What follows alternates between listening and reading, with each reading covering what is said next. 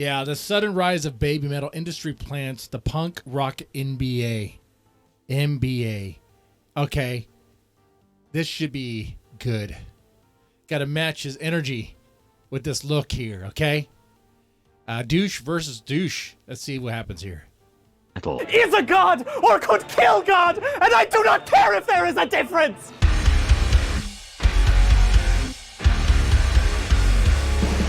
What's up, everybody? I'm Finn McKenty. This is the Punk Rock MBA, and today we're here. Remember, if you don't remember, this guy totally took a dump on baby metal, and he called the fans pretty much creeps, P-E-D-Os. Okay, he did. We're going to talk about none other than BABYMETAL, who are one of the most recognizable and unique voices in modern metal. They're known for combining various genres of metal, such as death metal, thrash metal, metalcore, and all kinds of other stuff, all with the cutesy vocals of a Japanese idol group. Pretty strange combination, right? And yet somehow it totally works. And if you're not familiar, they sound like this. That's not what he said last time. Definitely not what you expect from your average metal band, right? And yet they're crushing it, selling out arenas all over the world. Oh, how does it feel to admit the truth? They're selling out arenas across the world. They haven't really had global domination yet. They haven't really achieved that, but they do sell out arenas, so I'll let that go. Is this guy eating crow here? What is going on? Millions of Spotify listeners, but they're also one of the most controversial bands in modern metal because they didn't come together like your average metal band where they met in high school shop class or whatever. Instead, they were put together by a Japanese idol management group in the same way as we would tout they do things in like for an idol group. Yeah, so it makes sense. Think of a pop act like NSYNC or Backstreet Boys would be. And so the question is, how did they become? Yeah, that's an interesting comparison. I can't really disagree with that. I mean, there's a whole like school setup for it, though. The Sakuragaku. Well, it wasn't really an official school, was it? It was like they still had their school duties. It was like a club. But okay. I'll let. Yeah, you can split hairs on the little details, but the point's there. Okay. Some of the fastest rising stars in metal seemingly overnight, and even more importantly, what does their success say about metal fans? Overnight, 14 years is overnight. It's been 14 years. How is that overnight? How's that overnight? What are you talking about? You knew about them last time. You knew about them a couple years ago when he talked about how baby metal's crap. But now you want to be like, oh man, they're good now. Oh, look at it. So you only recognize when they make money. You only recognize when they make waves. Oh, look at you. Oh, look at that. Of course, the question everybody asks about BABYMETAL, are they industry plants? Those are the questions that I will try to answer in this video. And also, how's this guy gonna know whether or not they're industry plants or not? I'm sorry. Do you have the inside scoop of what's going on in Japan? Do you know the behind the scenes details of Sakuragakuin? Do you even know what Sakuragakuin is? I guarantee if you say that name, Sakuragakuin, I will take a shot of Jack Daniels right now. Okay? I don't think he does. This guy knows nothing of what he's talking about industry plants as far as baby metal goes. Douche energy, matching douche energy, man. What's up, man? Well, I want to thank Extra for sponsoring this No. Extra is known for Unless I get a cut. We're skipping this. We're skipping this hogwash crap. Let's get past this. Our story begins back in 2009 when they're gonna drop it then. Music producer named Kobayashi Ken, better known as Koba Metal, embarked on this idea of creating a fusion group that combined idols with metal. And if you're not familiar, the term idol in Japan essentially means... Oh, that's right. Hey, let's go to Wikipedia. You could have done that from the beginning. But he's going to say it. I'll get the Jack Daniels ready.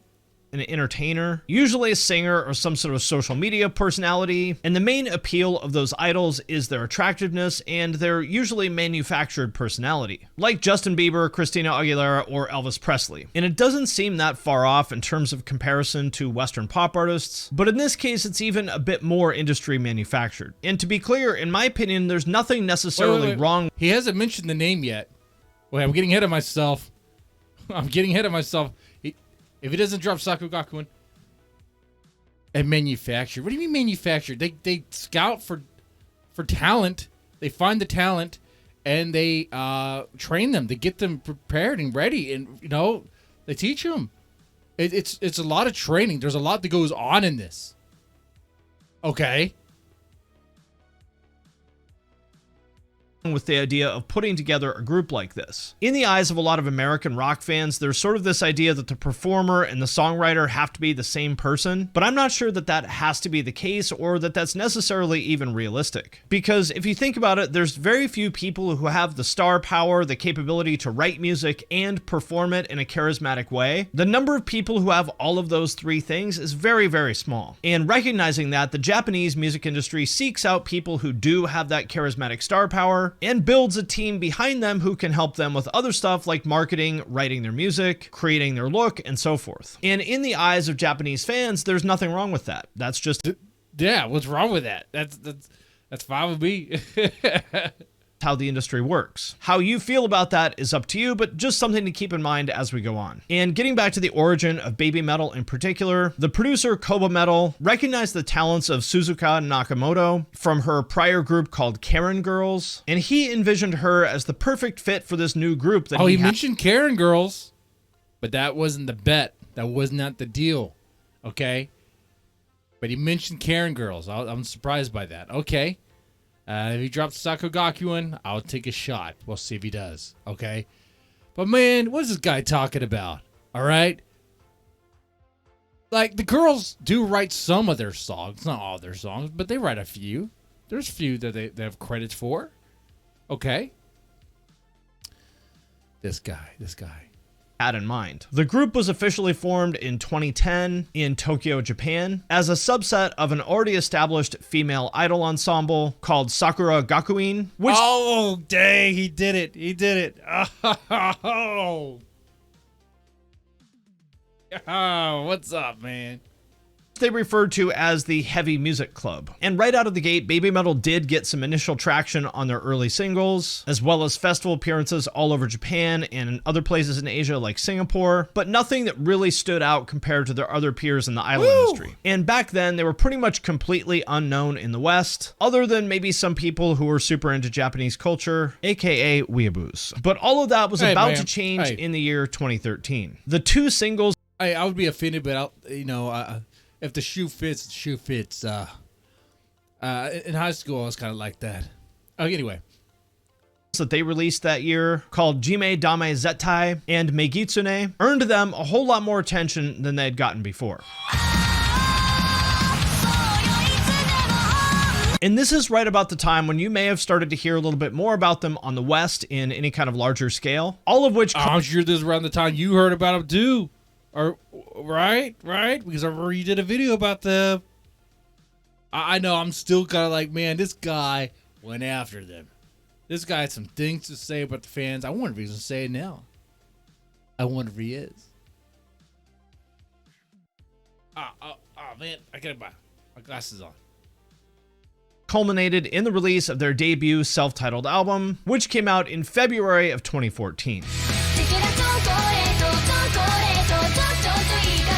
And as most of you know, for BABYMETAL, this was a really big deal. If you were reading metal blogs at the time, this was like one of the main topics of conversation among metal fans for that entire year. Every metal outlet was covering them all the time, but to me, what was even more interesting is that they were able to get the attention of people who typically don't even listen to metal at all. To give you an example of what I mean, the video for Gimme Chocolate currently sits at 200 million views, and the biggest reaction channel on YouTube did a video about them where they had various big YouTubers react to BABYMETAL, and that video itself has millions of views. They just look like they're having so much... I don't think I've ever seen this reaction video. Look, I could just imagine myself being at this show. This was much more than just another album that made waves in the metal scene. This was like something that penetrated into mainstream pop culture. And musically, this album is completely all over the place, but I think in a good way. It essentially combined elements. Yeah, it's a metal variety, but it works. Okay. Of every major metal subgenre while having these Japanese idol archetypes on vocals. For example, it has songs that are just like straight up power metal, while at the same time having moments that are just pure death metal.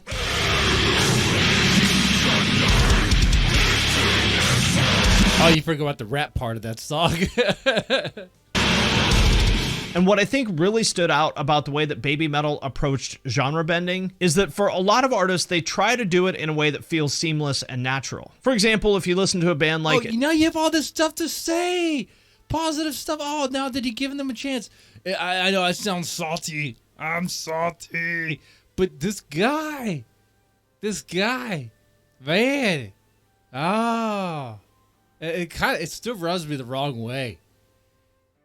Okay.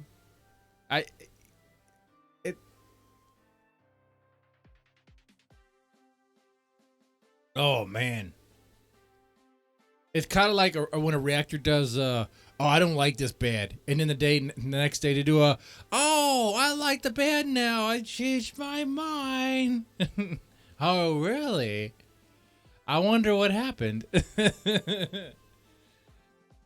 A Day to Remember, where they combine metalcore and pop punk, but it still just really feels like this one cohesive thing that feels like a very organic, natural blend. But with Babymetal, it is the exact opposite of that. With them, they did it more with the intent of seemingly to shock the listener, where these genre changes just come out of nowhere in a really jarring, chaotic kind of way. And at first, I was not really the biggest fan of Babymetal. Yeah, you weren't.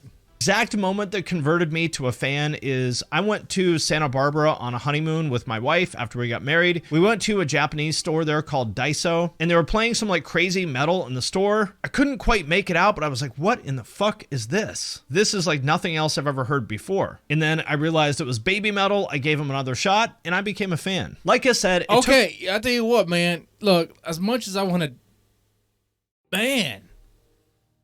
Well, if he's turned around and become a fan, huh? Oh shit, man. Well, I'm glad you recognize it now. I'm glad you recognize it. Wow. Took a little bit of time for me to get used to it, but once I got what they were going for, it really made sense to me. And of course, from a marketing standpoint, it's brilliant. To have these three teenage girls singing these cutesy choruses, and then pull out some kind of weird metal shit completely out of left field. It's the kind of thing that if you're a really serious fan of metal, you can listen to it and sort of understand these references that they're picking out. And if you're not a metal fan, it just is this crazy over-the-top spectacle. And put it in terms it's like theatrical at times, right? It's like theater. It's very cool, very entertaining. of YouTube, it just makes for great content. What the hell? Is this the same video? There's no way it's the same song. What? This is sick. But despite the massive success that they were having both in Asia and in the Western markets, the average metal fan definitely was not on board with them. And I think there's a lot of reasons as to why. I think because they're not real metal. They'll say that crap. But what does this punk rock guy have to say about this? the biggest one is that metal fans value what they perceive to be authenticity. And like I said earlier, that aspect of like individual craftsmanship. Well, that is true. Can't argue with that one there. All right. In the music that they consume. So to them, for Babymetal to come out as this thing that was very clearly manufactured by the industry to be as marketable as possible just didn't really sit right with them, especially because it came out also that the girls themselves really didn't know or care about metal at all before they did the group. But to their credit, even though the group itself is most definitely manufactured as a product to make as much money as possible, which to be clear, I don't think is a bad thing. That's the case for lots of movies and TV shows and video games that we like, and I don't really... Yeah, I mean, some people in the Babymetal fan base is going to have a problem the way he worded that. But it's honest, though. And look, as a Babymetal fan, I'll tell you right now, I like them. I love them. I mean, they're great stuff. They come up with good material. But you cannot say that they weren't designed to make money. That's exactly what they're designed to do. To put on shows, put out music, make money. That's the idea. All right, they didn't do this out of the goodness of their own heart, okay? It's a business. Really see why music would be any different. But that aside, it's clear that the people who are the creative forces behind baby metal most definitely do have a genuine passion for the genre. For one, Koba Metal, who is the main mastermind behind the group, he's not just some guy from the music industry that cooked up this idea of baby metal purely for money. Sure, obviously that's part of it, but he is a genuine metalhead, and I think baby metal was really a passion project for him, where he was able to sort of combine these. Man, I thought I was gonna be like going toe to toe with this guy. I thought I was gonna get like uppity here. Okay, that's not what's happening. That's not what's happening at all. Wow. I mean, he's saying it like it is. Two worlds that he loved into one thing. And in terms of the backing band, which has had various different people in it over the years, many of which were in very legit established bands. And across the board, these are some of the most tight, technically proficient players that you're going to find in the entire industry. And if it wasn't, man, they're good musicians, 100%.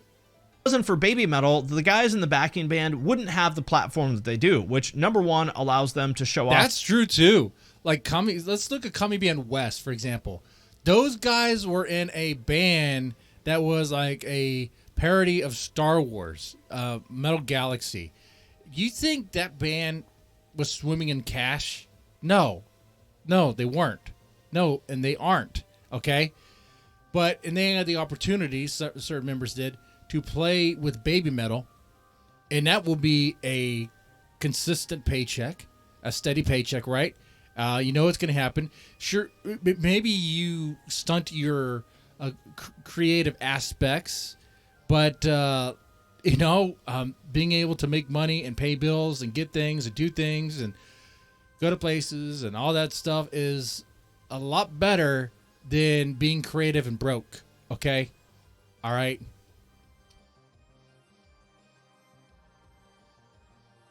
Anyway. Off their skill to the world, and number two allows them to make a lot more money than they would grinding it out in clubs playing to 100 or 200 people a night.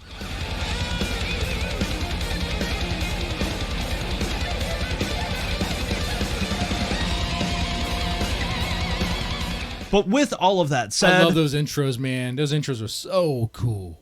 Considering how much they just sort of exploded onto the scene with that first album, a lot of people were wondering if this was just a flash in the pan or if the band could stick around for the long term. Well, that question was more or less answered with their second album, Metal Resistance, which came out... Is that when it was answered?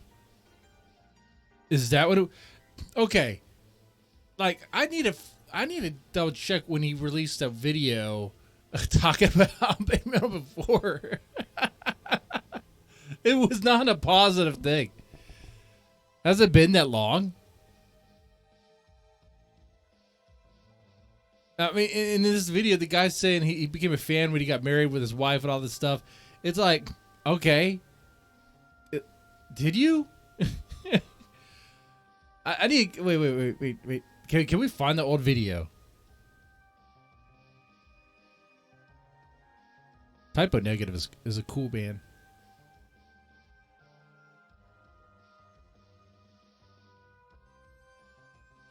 Typo Negative is one of those bands I like always listen to around October. It just is what it is. It fits the time. I'm not gonna scroll through all his videos to look for that one. Okay. I say it, but I'm doing it now. Because the guy probably pumps out videos every day or something. And can I just search? I think it was like baby metal. Baby metal. The truth. The honest truth about industry plants a year ago. This was a year ago. That'd be 2023. We're in 2024. Go back. What did he say about getting married and when he became a fan? Where was that? Where's that part at? When did he talk about that?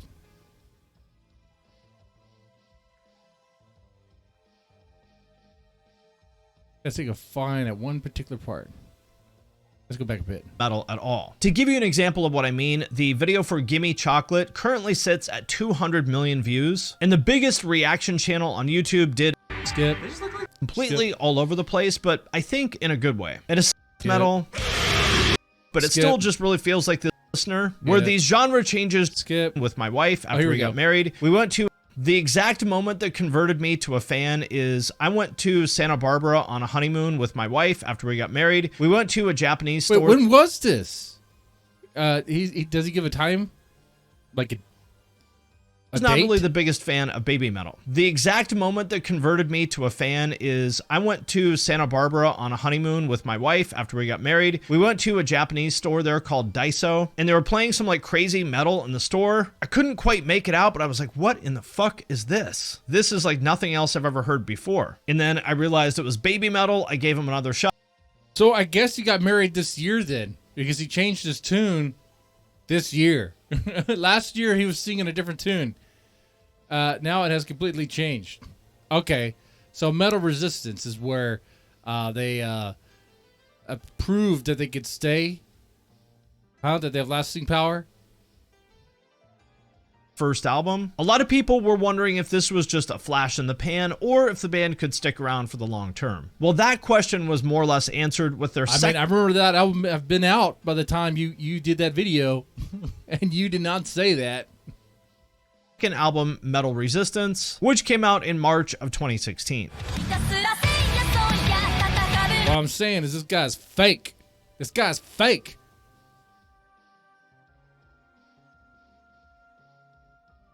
Unless he just changed his tune. I'm really curious about that part there.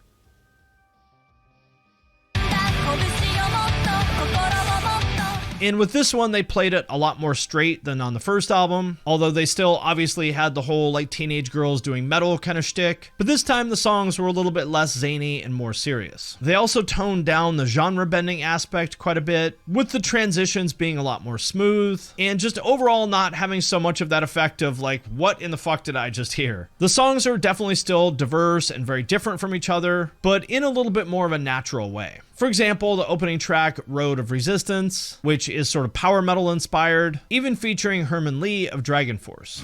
Yeah. Resistance.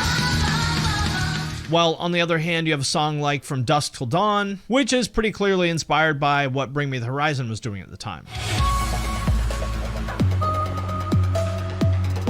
And it seemed like with all of this, their goal was to take BABYMETAL from being what very much could have been a flash in the pan and turn that into a long-term project that could be a... Man, it's funny you say this, because he was saying something completely different last year. He was saying that there are industry plants and all this stuff.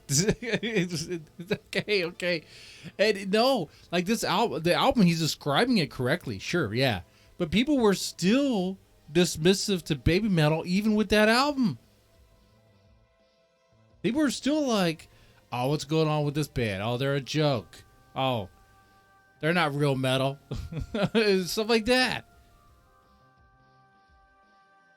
I believe this guy was one of them. This guy.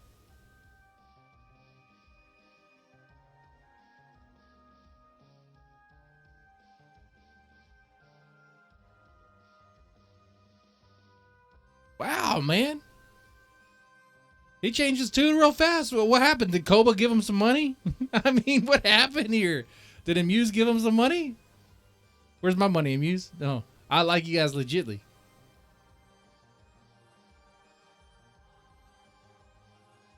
Around for years and years to come. And it's fair to say that they succeeded, because not only is this album sonically better than their debut, according to most people, but it proved that they were here to stay, because as everyone watching this knows, not only are they still around, but they are more popular than ever. And overall, this album was... And to this day, Metal Resistance is still one of the more favorited albums. a massive success just like their first one. For one, Koba Metal received an Excellence Award from the Association of Media and Digital, or AMD, in Japan for his role in elevating the band's international success. And after the release of Metal Resistance, they made history as the very first Japanese act to headline Wembley Arena in London.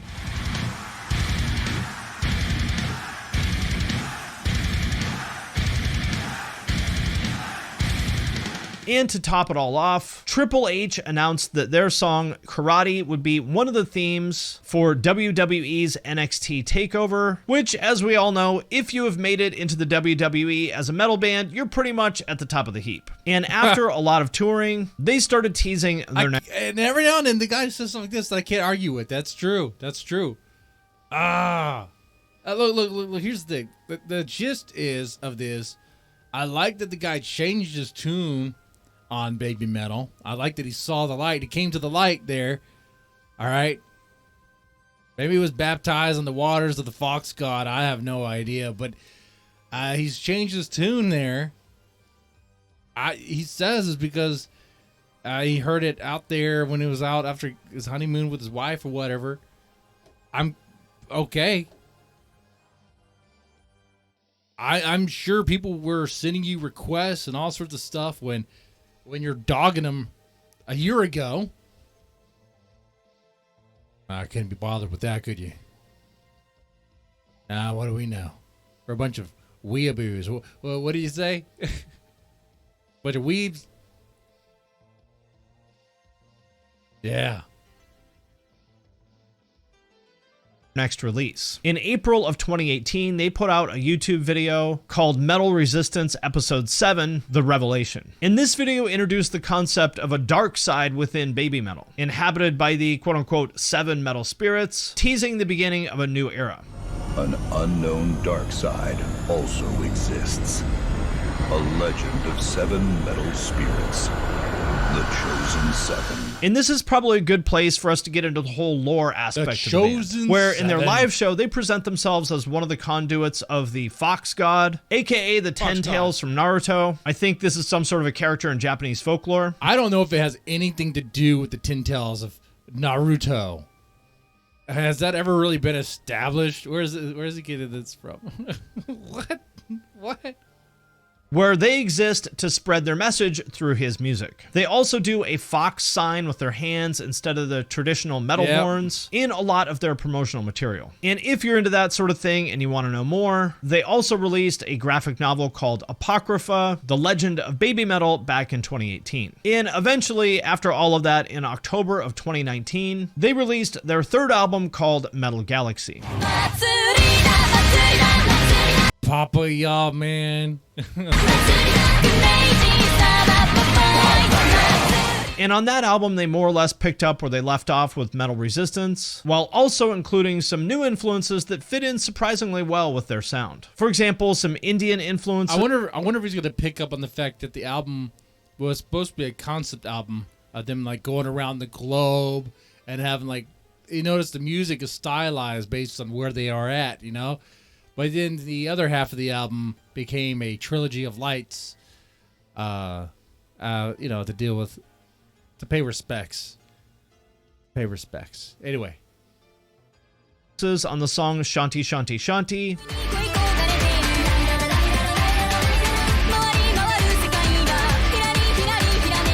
In that same year, they were the very first Japanese band ever to play at the Forum in LA.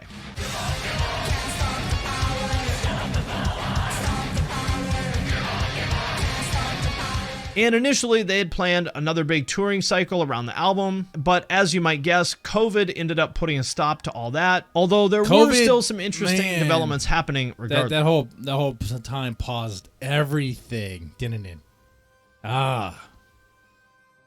Most notably, they were featured on a Bring Me the Horizon song called Kingslayer, which ended up being one of their most popular songs.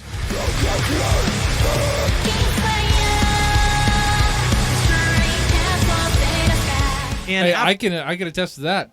I don't know anything about Bring Me the Horizon, and except for that they have Kingslayer. Okay, if it wasn't for Kingslayer, I would never know of that band ever.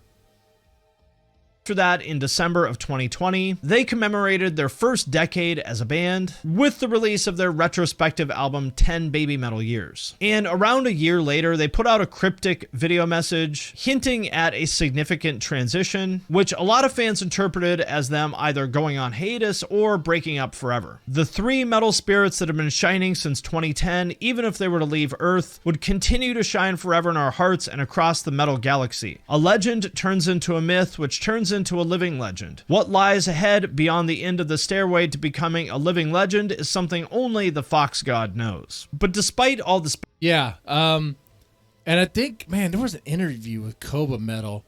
I think he said something about how like the contracts had ended or something on the lines of that. I was like, oh wow, look at that. Because I mean they were playing in Babymetal for a long time, and they had to figure things out, you know. But let's see if Sue and Moa are still on board and what they're gonna do. And then there was a lot of planning, a lot of plotting.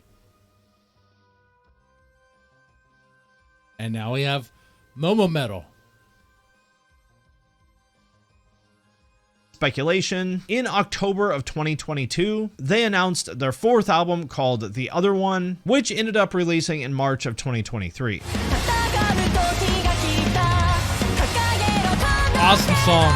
And this was definitely their most focused work to date. For one, this was the first time that the girls themselves had any sort of input in the composition department, most notably the lyrics for Divine. Well, not the first time. Not the first time. Song 4 would be the first time. But never mind. Yeah. An Attack, which were written solely by the lead vocalist Suzuka Nakamoto, aka Sue Metal.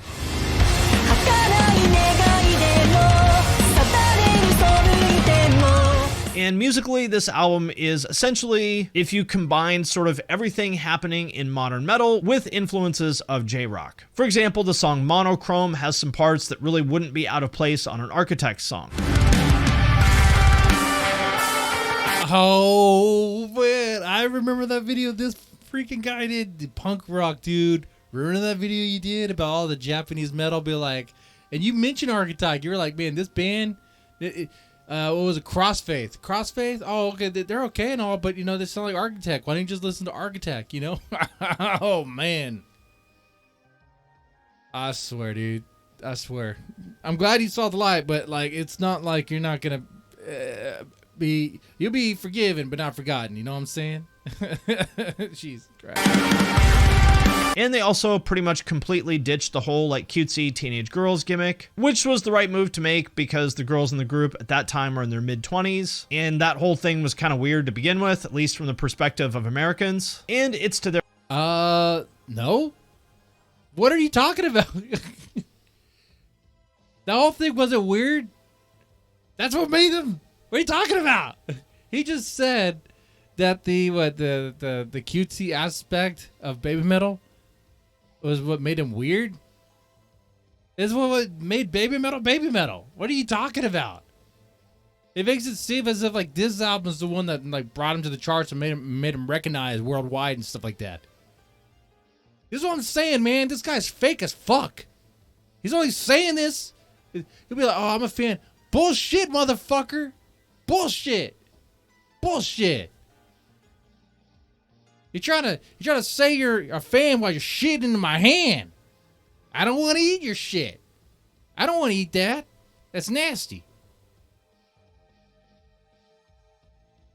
God damn.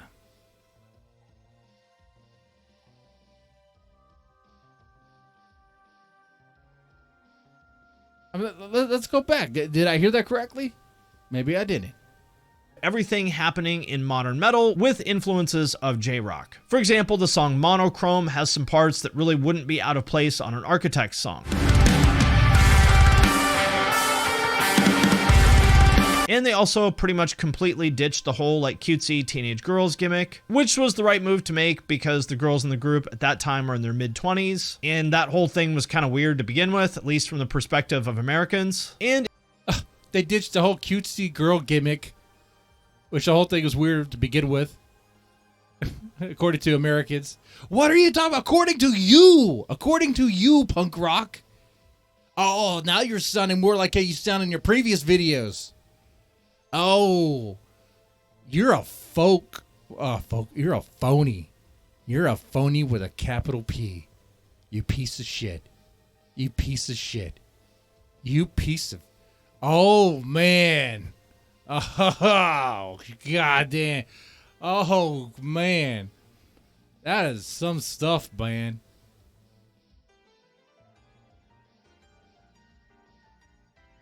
By the way, they still do the cutesy girl gimmick when they sing the older songs. But never mind that. And it's to their benefit because I would consider this their best and most consistent album to date. Of course you would. Of course you would. Most baby metal fans would consider Metal Resistance to be their best. If you consider the other one to be their best and finest example of what baby metal is, you're not even a real baby metal fan. Okay? You're along for the ride. Okay? All right? The other one... Oh, the other one's got the other one for the reason. It's like, it's not even Coma's like, it's not even really, it's a baby metal album. Sure. Yeah. Fine. Yeah. But it's like, even in the title alone, it's like, oh yeah, that's the other one. There's some good songs. Don't get me wrong. But if you had a choice between any song on the other one or Metal Resistance, you're probably going to choose Metal Resistance.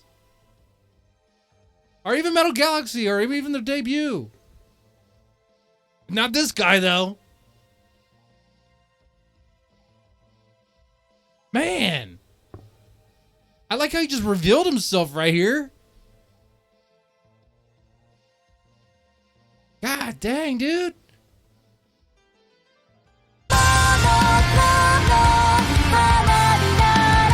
Which brings us to the last question of this video. What is the last question? I have another question for you. I want to know what year it was that you changed your tune. You said you got married and that's when you heard baby metal and then you became a fan. Really? Now I'm starting to believe that didn't even happen. Now I'm starting to believe you just manufactured a fucking story, bro. And put your wife in there for a fucking shield.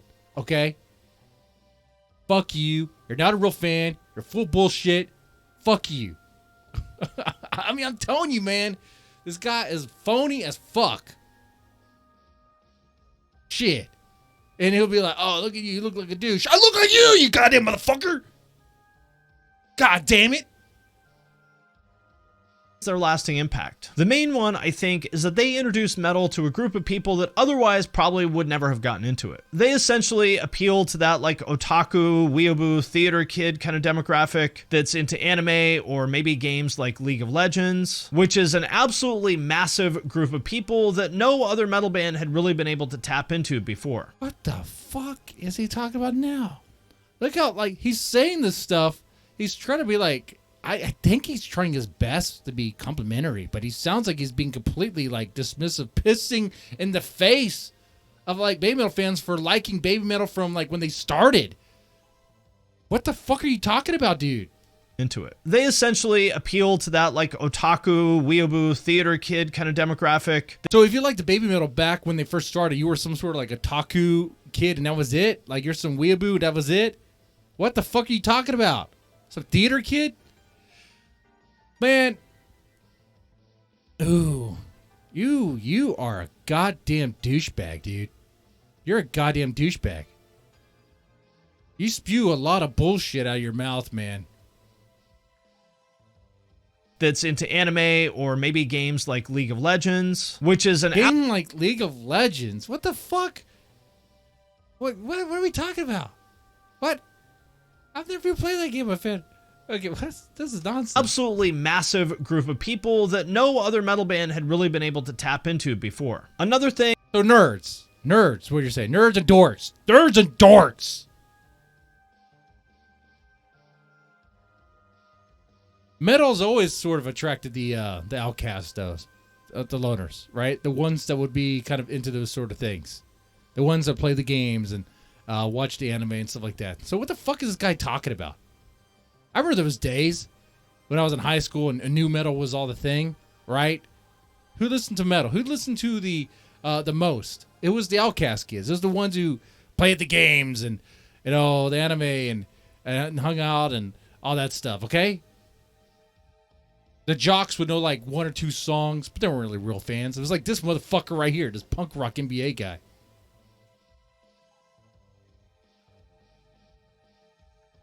Thing is the fact that they were really the first metal band to really make it big out of Japan, which I would imagine probably First metal band to make it big out of Japan.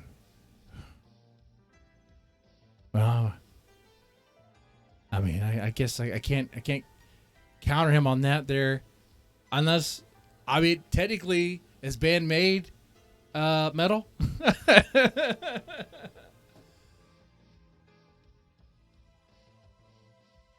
Oh, man. inspired a lot of other people in Japan to see if they could do the same things themselves. And so with that in mind, I really don't think it's a coincidence at all that Japanese metal bands like Cold Rain or Crystal Lake got traction in the West after baby metal broke through. But I think really their biggest contribution is that they went from being really what is essentially a bunch of industry plants to now being something that is more and more closely resembling genuine artists. Meaning that what the god? Oh, the fuck you, asshole. Fuck you. It doesn't even deserve a response. Man, bullshit. Fuck you, you piece of shit.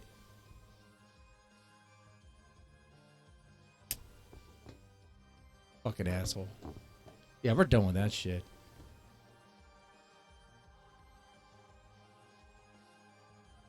Sudden Rise of BABYMETAL, my ass. That's 14 goddamn years. Industry plants. You saying they're industry plants when they started?